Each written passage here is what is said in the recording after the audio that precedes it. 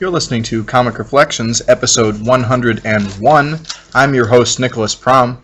And I'm Jeff Arnott, the greatest space knight of all. Oh, man! You didn't know, did you? I didn't. Comic Reflections is brought to you by Rhymes with Geek. You can check out this show, plus plenty of other cool podcasts and articles. Podcasts like All New Anti-Fanboy, Super Podcast of Magnifico, Feed It Comics, and plenty of others at rhymeswithgeek.com. So, but yes, as Jeff alluded to in the beginning, we are going to spend the bulk of this episode talking about ROM Spaceknight. And it's... Oh, don't sigh! Don't sigh! This is a special episode because the entire series of ROM was written by Bill Mantlo, who also, among other achievements at Marvel, was a co-creator of Rocket Raccoon. And of course, he had a terrible accident back in 1992. He had a traumatic brain injury, and he requires 24-hour care. And I just want to take a moment at the beginning here to really urge anyone listening, if you would like to help Bill Mantlo, please contact his brother and guardian, Michael Mantlo, via Facebook, and you can get in touch and make a donation to assist with his care, which is pretty expensive. So yeah. Okay. You want to talk about the comics? You didn't like these. The last one was the best. I can't get over how awful ROM looks. He's one of the worst looking characters of all time. And it's from a crappy toy that wasn't that popular. Although it did make the cover of Time magazine. Yeah, the toy is not a very good toy. And yeah, designed by Parker Brothers. But no, it wasn't. Parker Brothers bought it. And then they decided to make red eyes instead of green. Because it was cheaper. And, sure. But it made the little corner of Time magazine. And that only sold a couple 100,000 toys. Right. And it just looked god awful, and I can't get over how bad it looks. It just crappy. But here's the thing, though. You know, Parker Brothers approached Marvel Comics to do a comic book about it. To, maybe a tie-in would help the sales. Well, right. It didn't, but the comic itself became a hit, and Mantlo took the bear mythology that they had kind of created for the character and really fleshed it out into this wild thing, with all the dire wraiths and the Knights of Galador, and it's really cool. And it's a much loved series. So I don't know. There's I usually like it when other comic book characters meet, and I don't know. It wasn't that great in these. Okay, but shall we trudge? Yes. Okay. The first book we're going to talk about is ROM number 18. And as Jeff mentioned, there's a guest appearance in this book. And ROM is meeting the X-Men. And, of course, there is a problem. There's the classic Marvel Comics hero mistaken for villain, and so heroes fight theme. And, it's called And the Child Shall Deceive Them. That's right. The Macaulay Culkin story.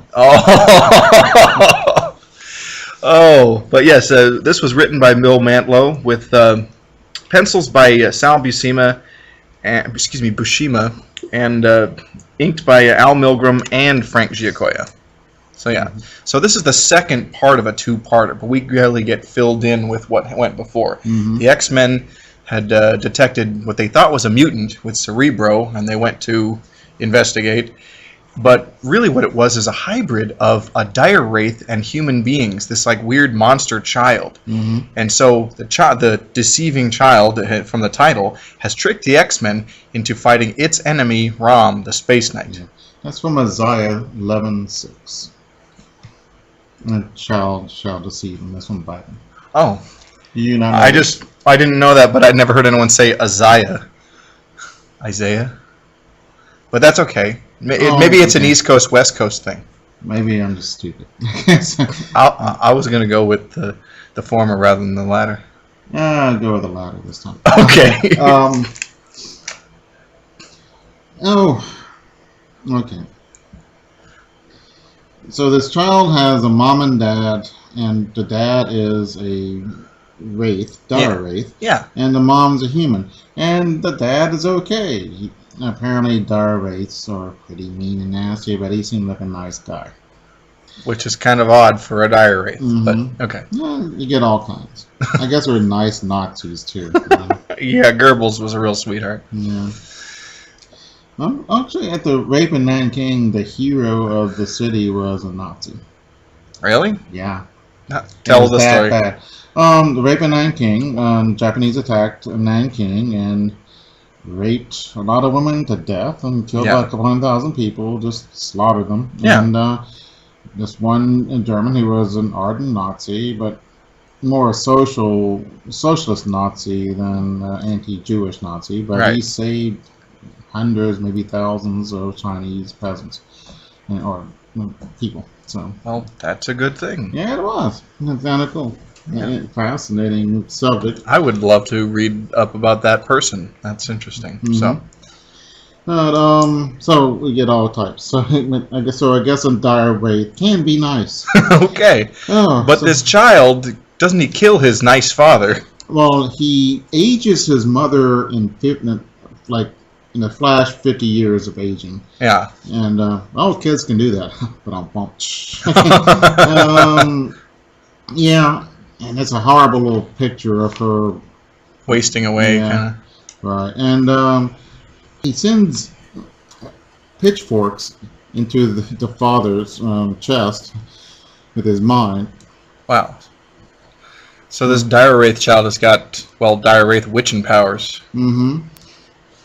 Yeah, Rom comes by, sees the couple before they're killed, and he notices that the Dire Wraith isn't evil, so he's kind of surprised. Right, because the Dire Wraiths were like the scourge of the galaxy. The Space Knights were created to, rid the universe of their terrible threat. Mm-hmm. So this is weird. And so Rom, the greatest toaster of all, is kind of befuddled by that. But he fights the child, and then the X-Men show up, and it gets even worse for him. Yeah. So they're kicking Rom's butt, looks like. And the X-Men present here are Storm, Wolverine, Colossus, Nightcrawler, and Kitty Pryde. And this is my X-Men team. This is like, yay! Mm-hmm. That bunch plus Banshee and Cyclops, that's like the X-Men for me. So yeah. Oh, but she's known as what? She's known as what's her? Who? Kitty? Yeah. I think right now her code name is Sprite, yeah. But it would be changed to Shadowcat later. Yeah. Really? Yeah, Shadowcat. Yeah, I don't know, but yeah. Anyway. Okay, well, it's a huge fight. That's what happens when you get a bunch of X-Men together. Yeah. And Rom punches Colossus, and he goes flying through the air. And there's a storm brewing. But not by storm. Right. There's a big snowstorm being caused by the Dire Wraith child, and yeah, and it's confusing things. No one can see what's going on. We have a in-house ad for Master Kung Fu, and it is a cool cover. Yeah. If I'm looking at the it's a 100th anniversary issue. Yeah, and it looks like Mike Zeck cover art. I know he did some work on that. It's funny though. This ad is kind of a misnomer because it's not the 100th. It's issue number 100, but that's not the 100th issue of Shang-Chi. He debuted in Marvel something special number 16 and 17, or excuse me, I don't know, something right around there. And then with the next number, it changed to Shang-Chi, the Master of Kung Fu. So there was never a number 1 for that title. No. So still, it's a centennial issue, and it's a strong benchmark for Shang-Chi. It was a really great series. So. We have read them. Yeah. And we will read a little bit more today. Yes, we will have a little surprise guest appearance by Shang-Chi. But so okay, we go back. The storm raising. The kid turns into the Dire Wraith, who's hybrid is his name because he's got human and Dire Wraith, and it's just bad. And it's not as in lame-o. Really? Yeah, I'm not impressed with this monster at all. I don't know. I think it's cool looking, although I think if you were half human, half dire wraith, he would have less powers. You know? Yeah, but you might have the power of annoyance or something. You know, yeah. You don't know other culture, other sentient beings, so we don't know. Maybe we have powers. Maybe they're blind. We have powers of sight, so we have super sight. Or maybe the mother, within the mother, there was latent potential for superpowers or something, and so combining with the dire wraith brought that about in her offspring. Yeah, she could be a mutant too. So sure, we don't know about the mother so much. So no, she didn't do anything. So she just died. So I feel bad for her. Yeah.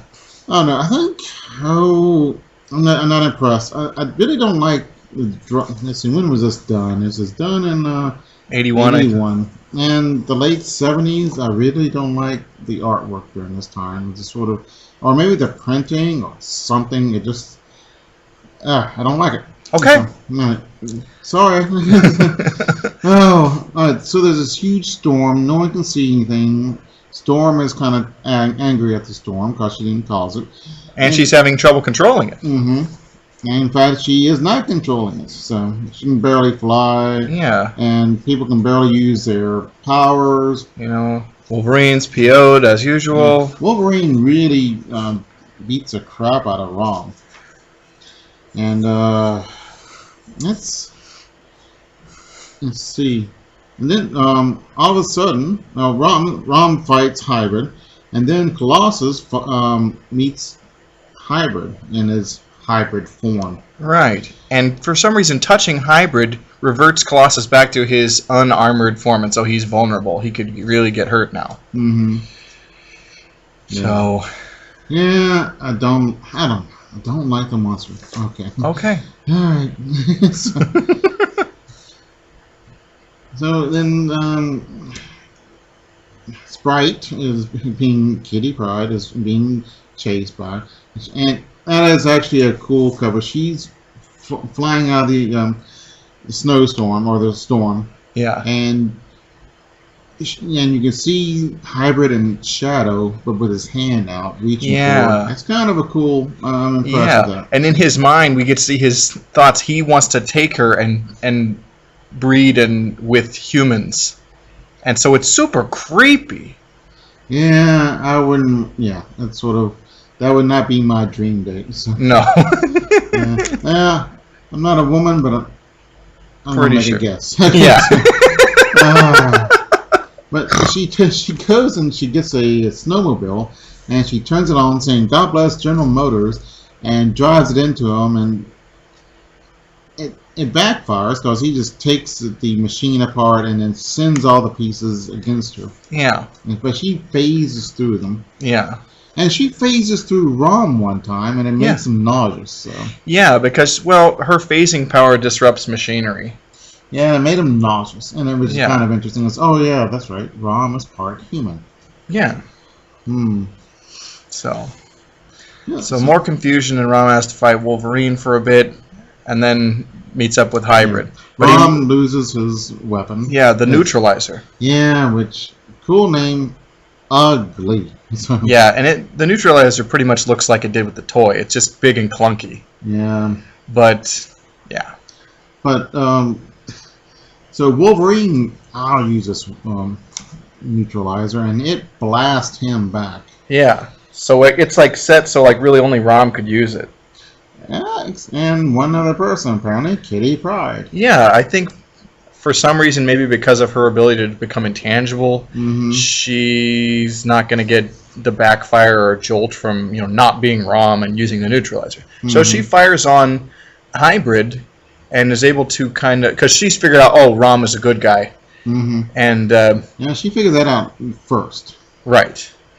In fact, I don't think the other X-Men ever caught wind of that, really. Oh, now they do. Now they do. Oh, okay.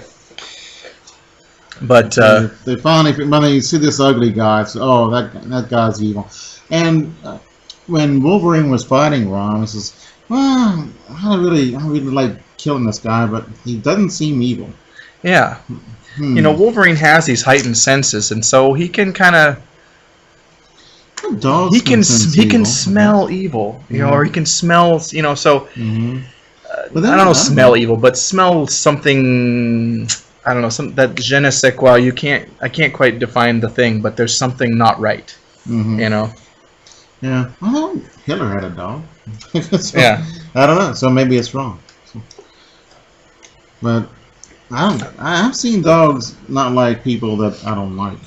Well, I Okay. don't know. So, So the tide is turned, but Kitty blasts the hybrid and ROM with the neutralizer, and ROM banishes dire wraiths to limbo all the time with it. And I think ROM is sent to limbo. yeah, and it melts hybrid. Yeah. But He can sent either to- kill dire wraiths with the neutralizer or send them to limbo. Yeah. Oh, and that's it. Well, and Kitty Pryde's really upset that she apparently killed ROM. Yeah. Yeah. Hey, we have a brand new, for me, Twinkie alert. Oh, yeah. And it's just fruit pies this time, and it's the thing. Yeah. These aliens are stealing people for their food, and then the thing comes by and beats them up and says, take these Hostess fruit pies, you'll like them better than human flesh. Or words like that. And they're happy. So. Yeah, so anyway, ROM is temporarily banished to limbo, and of course the next storyline is going to be, how does ROM get out of limbo? Forever limbo. Well, not really, because the series goes on, Yeah. and he's not in limbo. Well, it could be, they could continue the series in limbo. Yeah, And I don't know, that could be interesting. and I'm sure there was a story arc where he was in limbo and found a way out. But yeah, this next issue that we have to talk about is, it's ROM number 38, and the story is called Suffer the Little Children, written by Bill Mantlo, with art by, penciled by Sal Buscema, and inked by Ian Aiken and Brian Garvey. And they have this wonderful inking style that really gives this three-dimensional effect to the figures in the panels. It's nice. Yeah. Suffer the Little Children's from Matthew 1914. Yeah. And it doesn't mean suffer as in get cancer or something. It means leave these kids alone. This is what that means. Yeah, but you can't have your pudding if you don't eat your meat. Right. And who would want to? Right. But this is the second kid thing we have today. Yeah, and another biblical reference. I haven't read tons of this series, so I couldn't say if like all of them are that use that. So, but it's okay. We see Shang-Chi is following people in hooded robes. Never a good sign. Yeah. People in hooded robes. I'm trying to think of. I guess some monks will be okay, but if you see people in hooded robes in a movie or comic books, bad news. right. Even I've seen ones where hooded monks turn out to be zombies. Oh, okay. Yeah. Yeah, I've seen one that turned out to be pre-World War I German agents. Oh wow. Yeah. And the Private Life of Sherlock Holmes. Not a bad old movie. Is that a Basil Rathbone? No. Oh. It's I can't think. Nicole Williamson. Okay. Wow, I can't believe I knew that. A gal as I'm impressed. as Sherlock? Huh? You said Nicole Williamson. Yeah. A gal playing Sherlock No, Holmes? no, no. It's. I think his name was Nicole. Oh, okay. Because you know how the British are. Yeah. Yeah, I think I might be totally wrong, but I think that's it. And I think I remember being struck by the. Yeah. What's the girl's name? Well, yeah. I mean, there's guys named Leslie and Ashley in Europe, so okay. But anyway, Shang-Chi follows these hooded guys into a crypt or like something, which is it is a crypt. Yeah. Never good. Yeah. Lovely yellow colors. It's kind of cool and very Noirish. Yeah, noirish. I cannot pronounce that name. Noir. Noir. I can't. I'm bad with my R's. Yeah. As you may have noticed. But it's pretty cool. The yellows and the shadows and I don't know. It's really cool. So the bad guys in the road. Well, we know they're bad guys. Yeah. Come on. Yeah. And they open the script with this little girl skeleton in there. You can tell she's a little girl because she's got long. Well, she's wearing a tattered dress and has long blonde hair. Yeah. and she's brought to life, but as a skeleton, so not as a cute little girl. Right. And she's asking, why did you bring me back? Which is super creepy. Right? And so Shang-Chi says, okay, he's got to bust this up. And so he starts fighting these guys. And surprise, they're dire wraiths. And he's never seen them before, and he's freaked out because they're monsters. Mm-hmm. And he throws a flaming brazier and sets the robes on fire and just kicks all kinds of butt. Yeah, and they must not like fire. So, instead of having a neutralizer, I think ROM should have a flamethrower, because it seems to do the job. Sure. It's this huge swirling mist or something going on. It's kind of cool. It's probably part of their witchy magic. Yeah, but it's a good effect. Oh yeah, it's really great. Yeah. It shouldn't be noted that Shang-Chi and ROM do not cross paths in this issue. They will in the next one, but we don't have it. Apparently they never even heard of each other. Yeah. But so the dire wraiths turn into big birds, and he sets them on fire, and they run off. So, yeah. So, and the little girl goes back to being dead, and it makes her happy.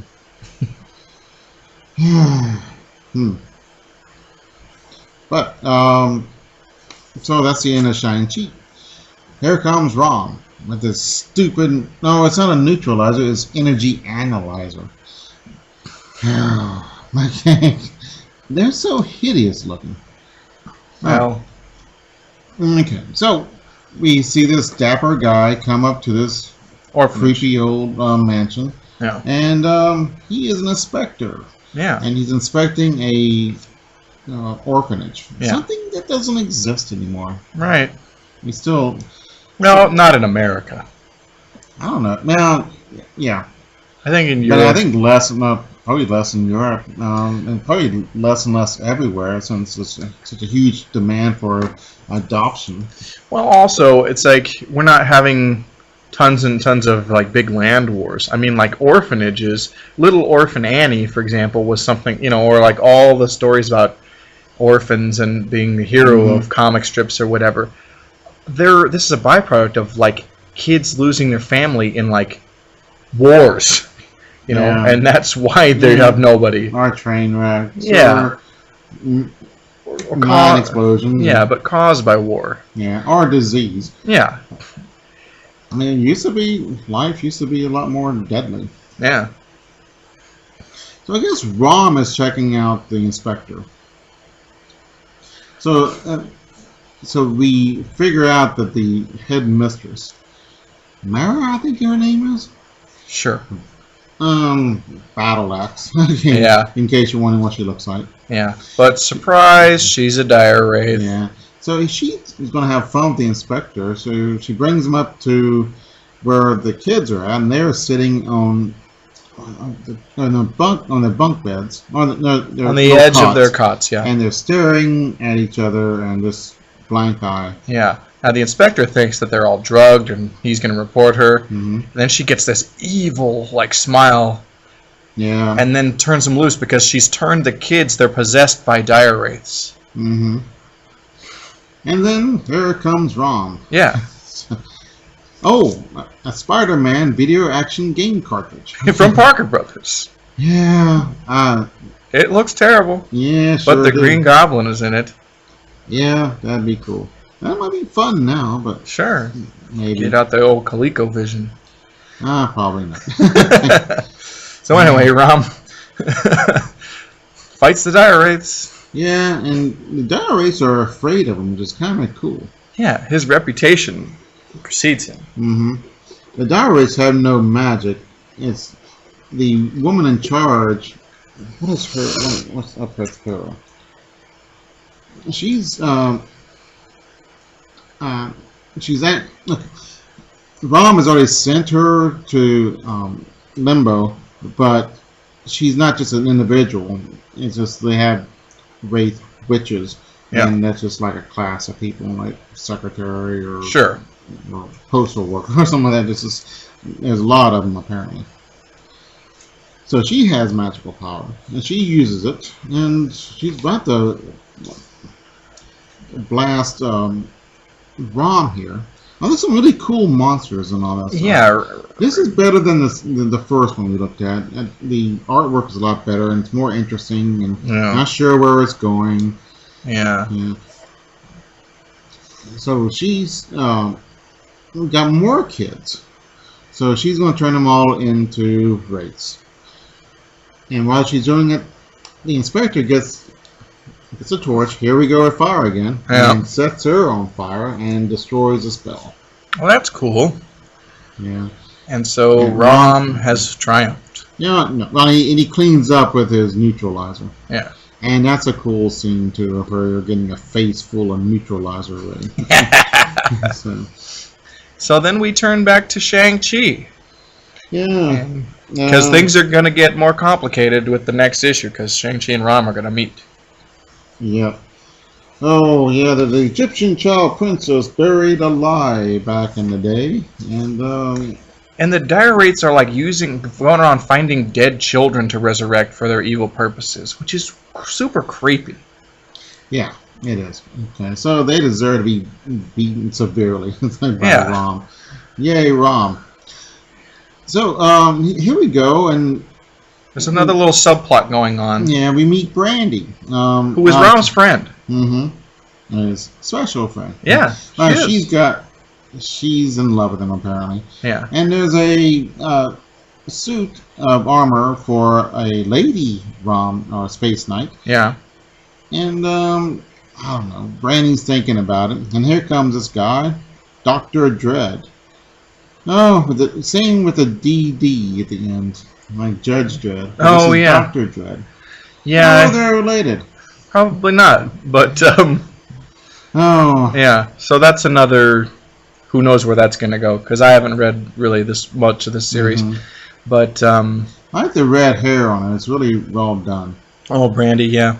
And this is a fine girl. Yeah. And this is one of those series, if you want to read it, there's no trade paperback, because Marvel doesn't have the rights to reprint it, because of Parker Brothers. So if you... Come on, Parker Brothers. Don't be stupid. Right. You know? But... ask for a bunch of free advertising for your games or something. No, that's what trade paperbacks don't have advertising. No, not very much, and usually it's just like house ad on the inside back cover. So, I mean, it would be great if they could work something out, because ROM is a series that really needs to be in trade paperback. Yeah, they could put a fold in at the very middle of a little catalog of Parker Brothers stuff. Why not? You know, and then everybody be happy. One would think. But yeah, ROM ran for, I think, 75 issues plus 3 or 4 annuals. So, you know, it was a hit book, and it ran, and, you know, it had a beginning, a middle, and an end, and it wrapped up very nicely. And Steve Ditko did a bunch of the, near the end of the series. A bunch of issues. So that's cool, too.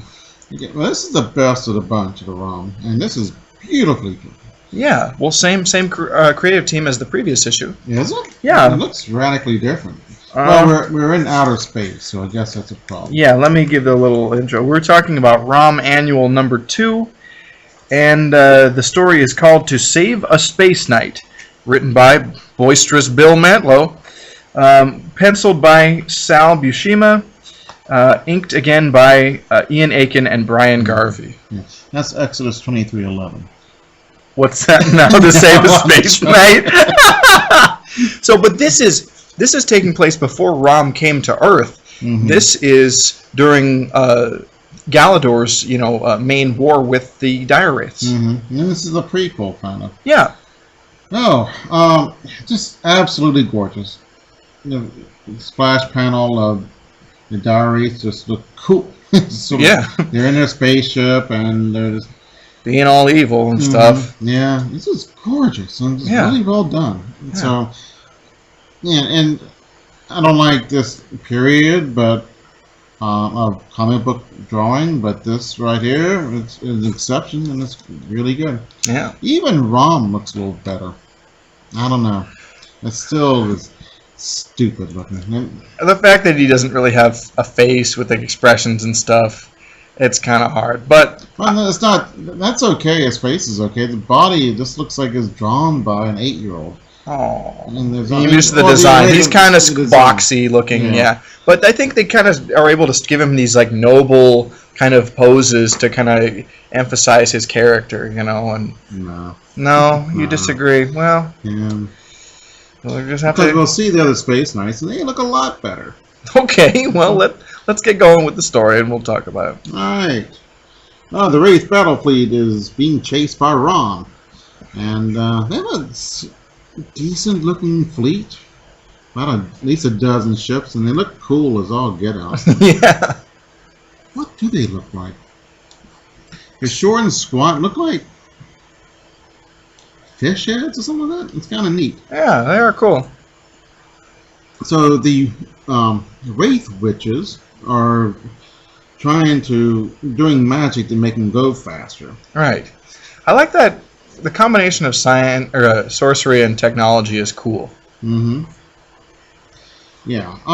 Let's see. And so Rom is fighting this fleet and really kicking the crap out of them. Yeah, I think he destroys the entire fleet except for the command ship. And so they decide to go to Wraith World. The Wraith homeworld, yeah. Mm-hmm. I think it's called Wraith World. Sure. I think that's right. Mm-hmm. And he's attacked by Deathwings, which is kind of cool. These huge black birds, and they swallow him whole.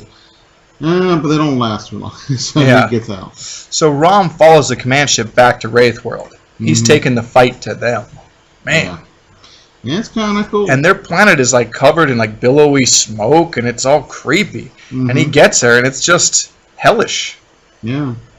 It's not just boiling pits of crap and just suckitude. Yeah, and creepy monsters, and it's really well done. Yeah. So he comes in, he just one space knight. He's taking on the whole planet, which is kind of interesting. Yeah. One man against a world, you know. In a world. In a world populated by dire wraiths. Yeah. Evil abounds. One man must destroy. You know, that kind of thing. That guy died. Yeah, no. Yeah. But anyway. Oh, okay. So he's in the main city blasting, and then they do some kind of spell, and then you see Rom going, "What is that? I can see. No, it is not. It cannot be possible." So then we go somewhere else. Yeah, they've tricked Rom with a spell. So we cut to the other Space Knights. Yeah, to save a Space Knight. Yeah. So there's a whole mess of Space Knights who all have different powers, and they were created to fight the dire wraiths. And they're cyborgs. And they look a lot better. Okay. Well, they do. Well, I like the way Rom looks, but they all look very distinct, which is important to this. I still have trouble keeping the point. Which one's a trapper and which one's a seeker? And what's this? It's better than them all having the same color of armor and shape, because that would be really terrible. No, I'm saying this is good, but even then I still had trouble. So sorry.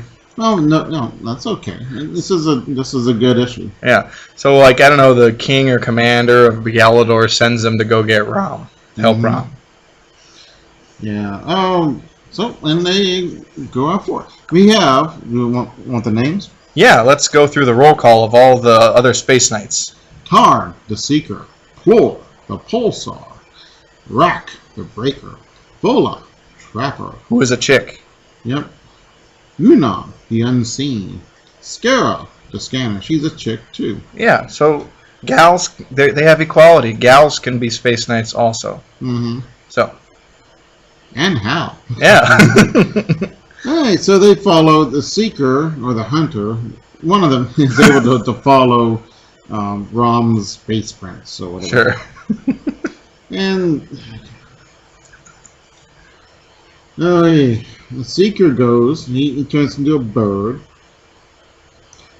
and goes on the planet, and I think they get attacked, or let's see. Yeah, they go on to Wraith World, and Yeah, there's all kinds of crazy crap. So they get attacked by angry bees and wolf things and birds and rocks. Alright, Vola and Pulsar. Let's see. I think Unum loves Vola, and Pulsar likes Vola. I think Vola likes Pulsar, and it's all kind of confusing. Right. Okay. So, not a bad fight. The angry critters look cool. Yeah, the planet's neat. It is awesome. Yeah. And I think there's one scene where Unum, he tries to save whatever the chick Space Knight that he likes, and then he ends up getting caught by like a Virwraith, and she has to save him, and then he feels humiliated. Yeah. So. Well, Unum can only, his major thing is turn invisible, and that's kind of a wimpy thing. It's not an offensive power. Yeah. Right. And that's Miss Fantastic's superpower. The Invisible Girl. Yeah. Invisible. Yeah. Yeah. But so. Yeah. But it's okay. Hey, there's lots of guys have invisible powers. Invisible Kid from the Legion of Superheroes. Yeah. Of course, then he died, but then there was Invisible Kid too, the black guy, French too. Oh. Remember him with the skunk stripe in the middle of his hair? No. You may not have seen him yet. Okay. Okay. Oh, okay. Pulsar's got cool. You can send all these beam and blow crap up like I don't know. It's pretty neat. And Trapper has these traps, and she's trapping everything. It's like a net or whatever. Mm-hmm. So the Space Knights overcome their enemies, and then they're advancing on. They're seeking out ROM. Yeah. Yep. And that's about all that happens. And then they get elementals. They got a rock elemental and a fire elemental and a water elemental. Yeah. Trapper has this great. I mean, they have trouble with him, but Trapper has this idea. She traps the water and the fire elemental and just bangs their heads together, and they cancel each other out. Yeah, it's pretty cool. Yeah, and I think they just smashed the rock one. Mm-hmm. Yeah, the Pulsar, I think, takes care of him. Yeah, that's pretty neat. So it set the water elemental to boiling, which is kind of neat. Yeah, it's just well done. Yeah, it's really great looking comics, I gotta say. Yeah, that's some of the best I've seen in a while. Yeah. So they catch up with ROM in the cave that he's trapped, and he's been bewitched. So all he's beaten all the dire wraiths that are around him, but he continues to just see dire wraiths, and he thinks all his Space Knight buddies are dire wraiths. Right. So that's a problem. The spell was to just keep him there basically forever, fighting nothing. Well, the real dire wraiths run. Yeah. And they run into the galaxy. So they have a decent fight. We get a vision of what ROM sees. Yeah. And it's pretty cool. Yeah. It's really, I don't know. I can't get over how good this looks. Yeah. And Unum, to make up for that crap he messed up last, he goes in front of ROM, and ROM is deadly because he's still the strongest Space Knight. Yeah. And he turns off his invisibility and just stands there. And ROM sees a wraith, and about to shoot at him, and then he turns into, it's a Space Knight. And so that breaks the spell. Yeah. So he was Unum, who had been seen as the wimp Space Knight, actually turned out to be the bravest. Mm-hmm. And because he's got his neutralizer aimed at him. Yeah. And ROM does, and ROM can just kill him. Yeah. So that's pretty cool. But he didn't. And then so the Space Knights rally together, and ROM makes a heroic speech, and it's super cool. Yeah. And what else are Space Knights for? Because he had let them go. Come on. I mean, it's a whole planet. Give yourself a break, dude. Right. But the whole thing was the Space Knights thought that the war was over because they had defeated the dire wraiths that had been threatening Galador. Mm-hmm. But since the dire wraiths were now spreading throughout the galaxy, the Space Knights, they had to renew their vow to no, it's not over. We don't get to get our humanity back. we have to go and hunt down the dire wraiths wherever they are. So I think that's cool. Yeah, and eventually Rom and Brandy turns into a space knight, I believe. Yeah. And then they turn back into humans. And that's how the series ends. Yeah. Which is kind of cool. Yeah, Rom gets this wonderful resolution and like a happy ending, and you don't get to see that a lot. And then it's like, and then it's left alone. Yeah. It may be unique in comics. Yeah. I mean, we've got a fake one, or imaginary one, and Whatever Happened to the Man of Tomorrow. Right. But that's imaginary, so it doesn't count. Right. You know, and that's a really special story because it's the last pre-crisis Superman story. So, but yeah. Now, I like the way they did Mixer's put a lick in that. And made him really malevolent, really evil. It's a good one. But, Alan Moore doesn't tend to really turn out crap, so. Yeah. So that's our little look at ROM. We've got one other issue to talk about. It's not related, but it's still cool. Yeah. It's Sgt Fury and his Howling Commandos, number 128. And this issue is really different because it's not really about Nick and the Howlers at all. It's really Dum Dum Dugan takes center stage. Yeah, I'm kind of getting tired of these romance comic books. Are you? Yeah. No. Wait, this isn't a romance book. Oh, it's not? Oh, I read it totally wrong. Sgt Fury, Howling Commandos.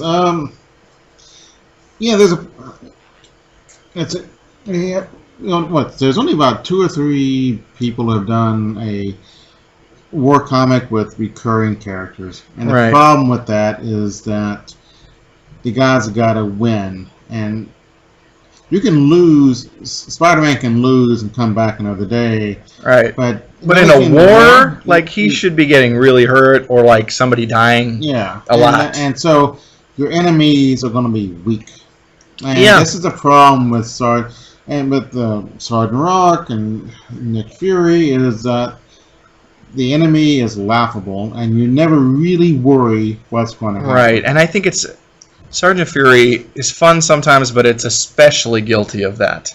When I read Sgt Fury, I'm longing for Sergeant Rock, because to me that has a lot more teeth. Yeah, somebody friendly dies. Yeah, somebody, and Easy oftentimes dies in Easy Company. So I think, and even then, it's just he's killing way too many tanks, way too many people. It's sort of, I mean, God, if you kill 10 guys, you get the Medal of Honor or something.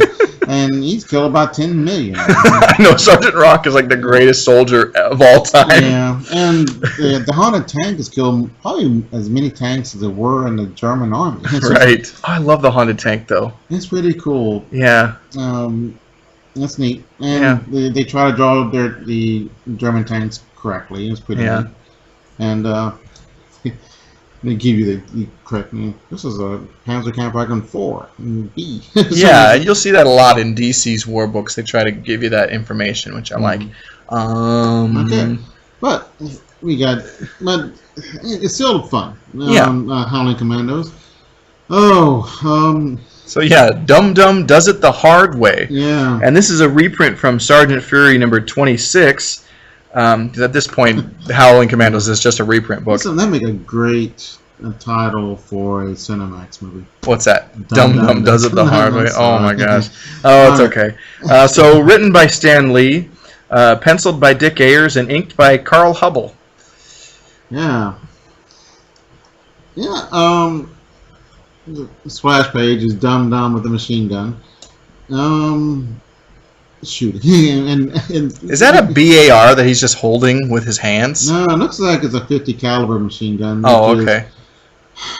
Superman, the Thing, the Hulk, and a few others can do that. The Thing it's like a young cannon. You cannot hold a 50 caliber machine gun and shoot it. Right. Absolutely impossible. I believe you. Now you better, because I know what I'm talking about. Okay. Because I tried. No. But I have tried. It's just about a couple, 300-400 pounds. Jeez. With all the things. So sure. There's no way Dum Dum could be carrying it. So that's crap. No, unless he's the Thing. Yeah, you would have to have super strength, and no. So you can do that at a 30 caliber, but not a 50 caliber. Yeah. And a 30 caliber is when you wouldn't be doing very well anyway. So. I think Captain America could probably lift that. Yeah. Because he's like peak human strength. So yeah. So Dum Dum's gone, but we have the Howling Commandos. They're going for a meeting. And with Captain Sawyer, right? Not yet. We okay. have the skipper and this other guy, and I guess they're Navy guys, and they insult each other, but in a way that they like each other. Yeah. So, and I've always liked that kind of banter. Yeah. And that's one of the cool things about Howling Commandos is the banter. Oh my gosh, the banter never ends. It's like non-stop banter in Howling Commandos. Yeah. And I'm not sure if I like it. I'm like, okay, can we get a little serious so there can be some tension in this story? Because you're just yucking it up the whole time. You know? Yeah, I've never been in combat. Maybe that's the way they were in combat. I don't know. Or, and with big smiles on their faces. Yeah. Well, meeting somebody, they're supposed to smile. So sure. Actually, though, you don't. I don't know. Nick Fury's not that unhappy, but it must be a good day. Yeah, it must be. Well, Captain Sawyer comes in, and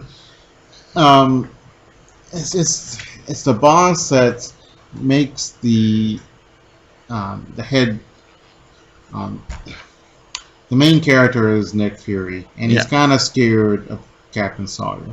He gives him a little gruff, but you can tell he doesn't want Captain Sawyer mad at him. Right. And Captain Sawyer is not treated like he's Captain Doofus. Right. They respect Captain Sawyer. He's kind of a hard ass. More than Nick Fury. Yeah. So. Yeah, which is wow, what did he do?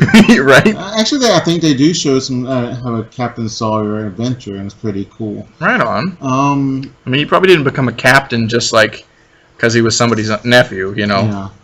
When they were making True Lies with Arnold Schwarzenegger, they had to find somebody who would make Arnold Schwarzenegger scared. Okay, or intimidated. Yeah, as their boss.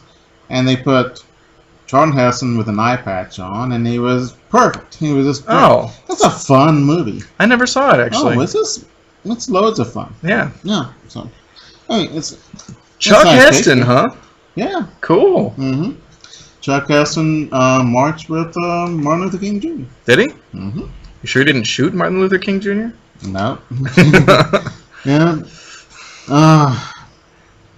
Let's see.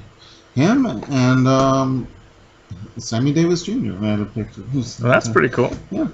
One of the first. So, that's kind I of like cool. Charlton Heston as an actor. He was great. Yeah. All right. So they're ferrying B-17s across the country, across the ocean. Excuse me. Yeah. And this is the cutscene. Yeah. Oh, we find out what happens to Dum Dum. Yeah. For some reason, he's in a B-17. Who knows? So let me back up just a sec. The Navy guys or whoever were going to send the Howlers on a mission to rescue Dum Dum. Yeah. And then we're going to cut to Dum Dum. Yeah. And what happened to him? Right. I'm not sure why he's in a B-17. Why they don't really. There's actually a couple of holes in this story I've noticed. So. Well. But so he only kills 4 German fighter planes. Oh, is that all? Yeah. God. Must be an off day. It must be. But they get captured by the Sea Shark, which is a stupid name for. That's a name for a submarine, not for a warship. Okay. So, Jeff has spoken. Okay. Yeah, you gotta call it the Tirpitz or the Bismarck or something. But all right, so they get captured and. Oh gosh. And so you get this banter between the Germans and the Dum Dum. And the Germans are... actually, it's kind of amusing. We murderer. We saw you shoot down our brave pilots from your cowardly bomber. Which is kind of goofy. It's like, everybody's a murderer. You're at war. Yeah. You know? Right. And this is kind of stupid. Everyone's a murderer or would be. Attempted murderer. So, and then... Oh, Dum Dum's like back talking to the German officer, and he slaps him.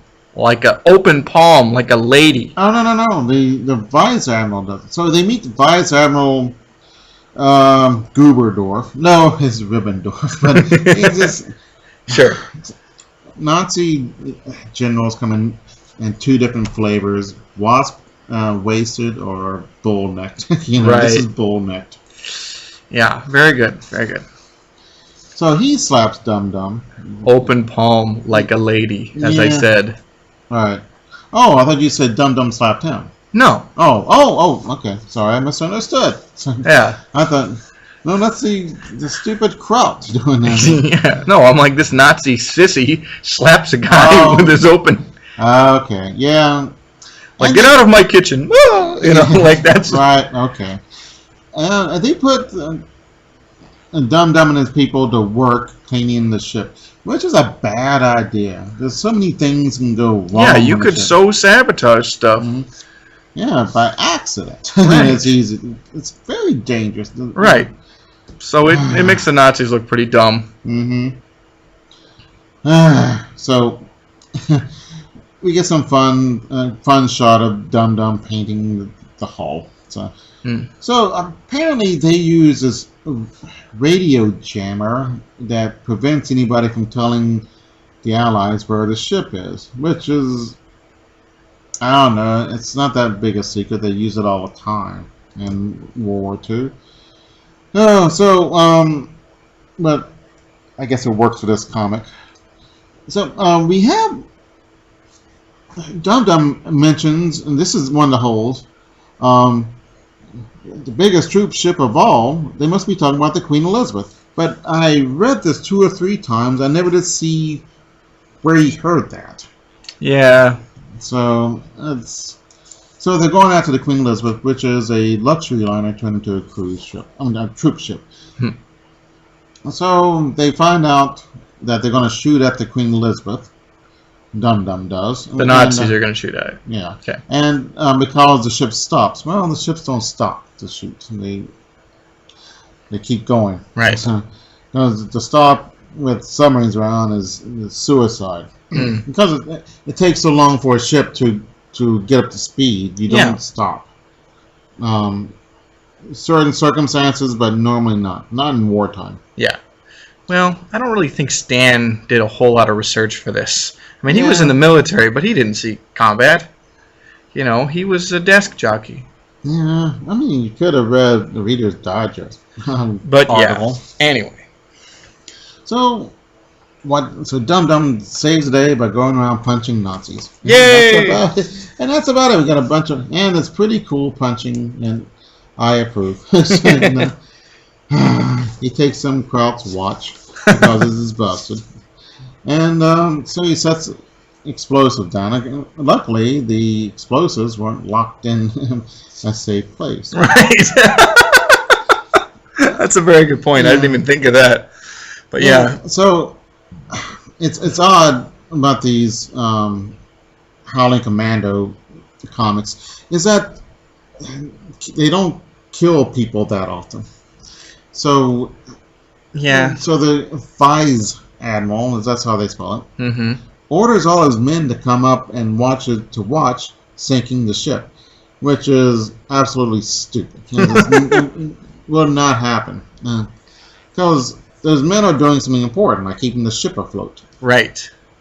So, but this allows them to be all on top deck and to get blown away by Dum Dum and the other guys that are with him. Well, the Germans find out, oh my God, there's a bomb in the ship. So abandon the ship, so everybody gets out scot-free. And I guess this is for young kids, so we don't want them, yay, we killed somebody, even if they're nasty Nazis. Yeah. So, I don't know. Yeah, but so it kind of, although in Sergeant Rock, and that's probably why they have. They kill guys a lot in Sergeant Rock. But that's probably why they have "Don't Do War No More" and all that stuff in the back. So we have this is one of the odd things about war things is a German sailor goes and tries to bash Dum Dum in the head with a wrench, and Dum Dum is offended by it because it dents his bowler hat, so he tosses him in the ocean. But if Dum Dum was a Nazi and the sailor was American or English, did the same thing, it'd be heroic. Which is kind of, if the enemy does it, it's dastardly. If the good guys do it, it's clever and brave. Yeah. And I don't know. But I'm never afraid that Dum Dum is going to die, or anybody, or the Queen. Although it would have been great if they had sunk the Queen Elizabeth, and that would have shocked me. Right. Yeah, even if I had never read S.H.I.E.L.D. and knew that he lived, I wouldn't. There's no fear that he's not going to get out of this at all. And we have read. We've read some S.H.I.E.L.D. No, I'm trying to think of somebody. I don't think there's any Superman ones. I'm really worried that Superman's going to die, but I'm often worried that he's going to be found out. So, right, but and a lot of Superman, it's like, it's not you're worried that he's going to die, it's how is he going to solve this problem? This seems impossible to fix. Yeah, but a lot of other superheroes, and we've read a lot of them, you're kind of worried, hey, they could lose. They are losing. They're about to lose. Yeah. And a lot of Marvel comics, not this, but a lot of Marvel comics, the hero does lose and has to come back and, Yeah. And I guess modern DC and... Yeah. Those setbacks make stories a lot more interesting. Right. The villain getting their moment of triumph and then getting a comeuppance, cool. Yeah, and that's one of the problems that is wrong with the Star Wars prequels. The Roger robots or droids are laughable. They're never scared. The minions, stormtroopers, you're kind of worried about them. They cannot be too good, or the heroes will die. Right. But they can't be too bad, or the heroes are never in danger, and there's no suspense. Who cares? The Star Wars prequels they try to make like a hey, this is a kid picture, but then they're also doing kind of really dark things that are kind of weird and not appropriate. It's those younglings. Yeah. God. And they're just really bad movies. Really bad. And I'm watching Star Wars, and I got a poli-sci major. I read about the Italian Renaissance, politics of that time, politics of Japan pre-World War II. Yeah. Vastly complicated things, and I'm watching this movie and it says, what is going on? And it's all about a trade dispute, and who cares? Yeah. You can have complex, you can have complicated. Complicated is bad, complex is okay. Yeah. And he tried to be complex and he failed. Yeah. But I think one of the biggest things is you're not worried about the heroes dying because the robots are so laughably bad. Well, and you look at Star Wars Episode 1 especially. It's just a trade dispute. That's what the whole fight is about. And the enemy isn't this dark, oppressive, evil force that must be overcome by the forces of good. You never feel that. And that was what was so wonderful about the original Star Wars movies. So, and they could have done it better, but he didn't. So yeah, they're crap. True. So, but anyway, hey, what's Dum Dum happened? He got out, right? Yeah, everybody gets out. The Germans live. The Queen Elizabeth sails on, and the funny part is Dum Dum and these guys just show up right where Fury and the rest of the Howlers are, as they were about to leave to rescue him. Yeah. So yeah, it's funny how war happens like that. Yeah. And so they argue, but Nick says, we only came to save you because you owe all of us money. I like all the characters. Dum Dum's my favorite character. Yeah. Then Nick. I like the Southern boy. I like the African-American bugler. Oh, cool. Gabriel. Yeah, he's great. I don't like the English guy with the umbrella. Bingo. Oh, he sucks. They should have made a Cockney. Or they could have done a Scottish guy or an Irish guy, but he's just too foppish. Yeah, and you can't. I mean, he kicks butt. Don't get me wrong. But it's silly. And he's got an umbrella for crying out loud. Yeah. Yeah. At least they didn't put a Frenchman in it. Oh. Yeah, he'd be kidding people with, I don't know, baguettes. But okay, it's pretty cool. Okay. ROM got better and better each time. Yeah. I bet if at some point we have another batch of ROMs, you'll be more interested in it. I was interested. Oh, okay. I didn't like the first one that much. Oh, But okay. I liked the second one better, and then the third one I liked pretty cool. I still don't like ROM. I'm talking about the comic books. The comic books are pretty cool.